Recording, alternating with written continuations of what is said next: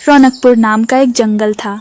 जंगल में एक दिन सभी पक्षियों की सभा हो रही थी। सभा में सभी पक्षी आपस में बातें कर रहे थे। तभी कालू कहता है, अरे सुनो दोस्तों सुनो, हमारे जंगल में थोड़े दिनों में तेज बारिश होने वाली है।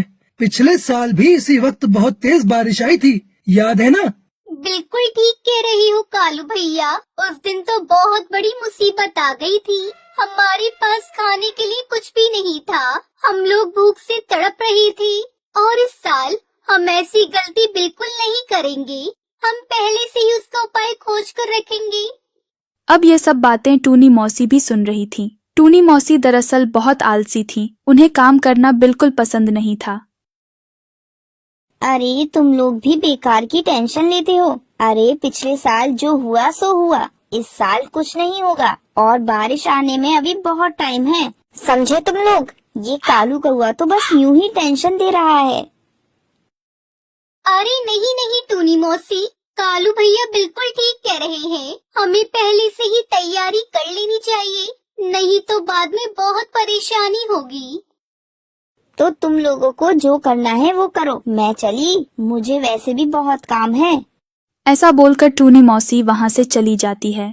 अरे जाने दो ने, वो ऐसी ही है, लेकिन हमें बारिश के दिनों में खाने का कुछ उपाय तो करना ही होगा, वरना भूख से हमारी हालत खराब हो जाएगी। अब मेरे पास एक उपाय है। क्या? कौन सा उपाय टुनटुनी? अरे यहाँ से थोड़ी दूरी पर एक खाली गुफा है। उस गुफा में कोई नहीं रहता, तो क्यों ना हम लोग उसी गुफा में थोड़ा थोड़ा करके अनाज और फल जमा कर ले, और बाद में जब बारिश आएगी तब हम उसे खाने में इस्तेमाल करेंगे। बोलो क्या कहते हो? वाह टुनटुनी वाह, ये तो बहुत बढ़िया आइडिया है। तो हम लोग कल से ही अनाज और फल इकट्ठा करना शुरू कर देते हैं। ठीक है, तो कल से ही हम लोग काम पर लग जाते हैं और अभी के लिए अपने अपने घर चले जाते हैं। इसके बाद सभी पक्षी मीटिंग खत्म करके अपने अपने घर की ओर निकल जाते हैं। दूसरे दिन सुबह सभी पक्षी अनाज और फल ढूंढने के लिए जंगल में निकल आते हैं। सभी पक्षी बारी बारी बहुत से खाने का सामान लेकर गुफा में जमा करने लगते हैं, और ये सब दूर बैठकर टूनी मौसी भी देख रही होती है। अरे ये सभी पक्षी बारी बारी खाना लेकर कहाँ जा रहे हैं? कुछ तो बात जरूर है, मुझे पता लगाना होगा। ऐसा बोल के टूनी मौसी पक्षियों का पीछा करने लगती है।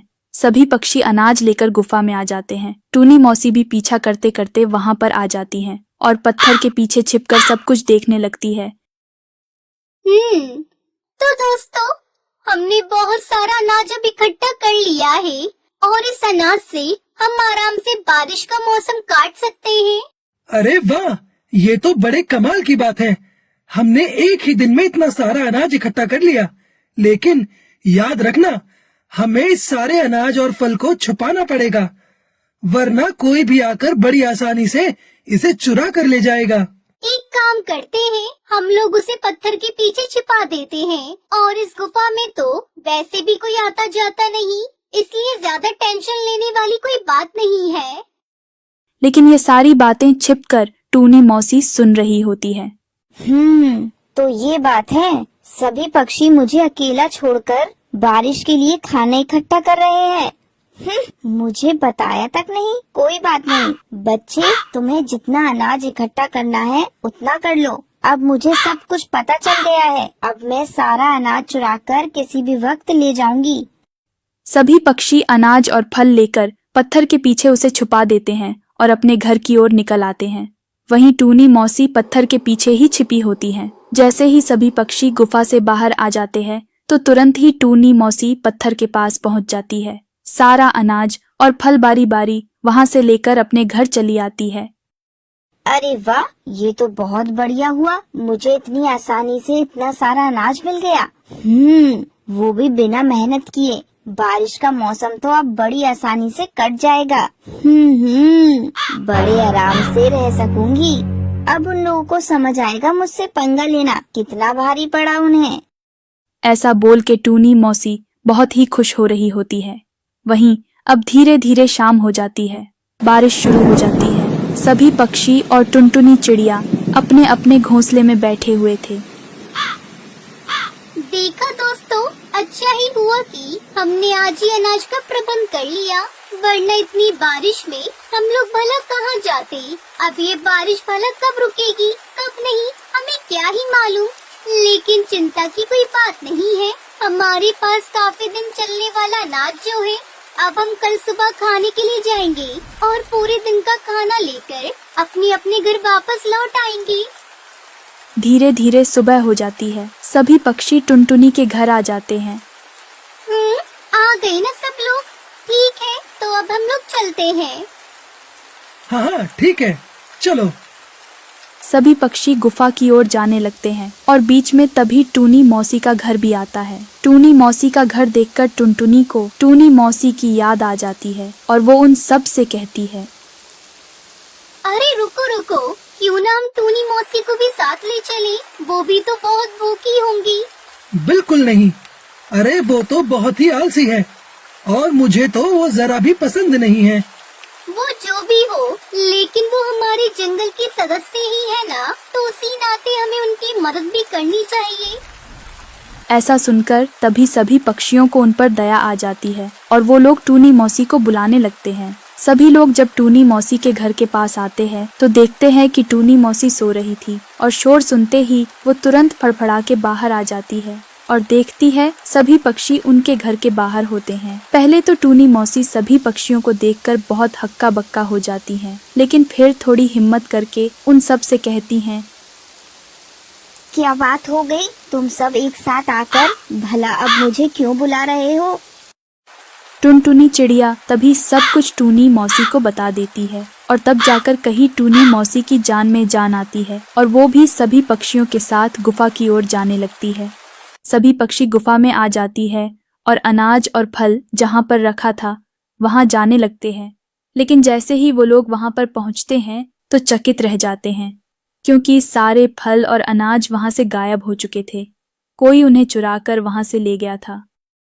हे भगवान, अरे हमारे सारे फल और अनाज कौन ले गया?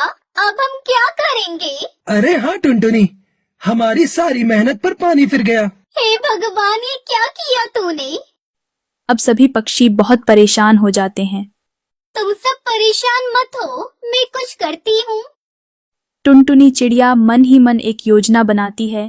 अरे दोस्तों, तुम लोग फिक्र मत करो, पता है जो भी हमारे फल लेकर गया है वो 2 दिन में ही खराब हो जाएंगे, क्योंकि मैंने उसमें गलती से नीले अंगूर मिला दिए थे। नीले अंगूर ज्यादा दिन तक अच्छे नहीं रहते और उसी की वजह से वो सारे फल भी खराब हो जाएंगे। लेकिन टुनटुनी, हमारे तो फल चले ही गए, हमारी मेहनत तो खराब हो गई। सभी पक्षी दुखी मन से अपने अपने घोंसले में चले जाते हैं। वहीं टूनी मौसी भी अपने घोंसले में आ जाती है और फल से सारे नीले अंगूर निकालकर खा जाती हैं। ये तो अच्छा हुआ ये उसने बता दिया। अब टेंशन की कोई बात नहीं। अब सारा अनाज और फल बिल्कुल ज्यों का त्यों रहेगा, कुछ भी नहीं बिगड़ेगा। अब कल सुबह भी तो गुफा में पहुंचना है मुफ्त का खाना खाने के लिए।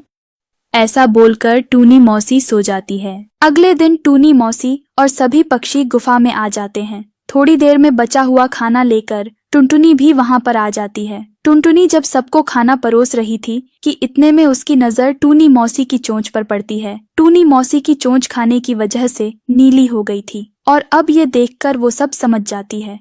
अरे टूनी मौसी, ये आपकी चोंच नीली कैसे हो गई? कल तक तो सब कुछ ठीक था। आप ही है ना जिसने हमारे फल चुराए हैं? क्या? नहीं नहीं, ये तुम क्या कह रही हो टुनटुनी? अरे मुझे क्या पता फल के बारे में, मैंने ऐसा कुछ नहीं किया। और तुम्हारे पास क्या सबूत है कि फल मैंने ही चुराए हैं?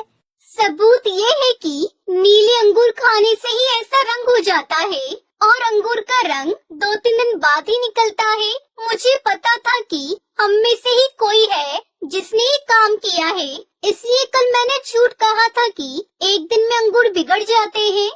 चलो चलकर इनके घर की तलाशी लेते हैं, अभी दूध का दूध और पानी का पानी हो जाएगा। ऐसा सुनकर अब टूनी मौसी घबरा जाती हैं और सारा सच उगल देती है। मुझे माफ कर दो तुम लोग। हाँ टुनटुनी ठीक कह रही है, वो सब कुछ मैंने ही चुराया है। ऐसा सुनते ही अब सभी पक्षी बहुत गुस्सा हो जाते हैं और टूनी मौसी चुराया हुआ खाना उन सभी को वापस कर देती है। सभी पक्षी टूनी मौसी को जंगल से बाहर निकाल देते हैं और मिलकर टुनटुनी का शुक्रिया अदा करती है।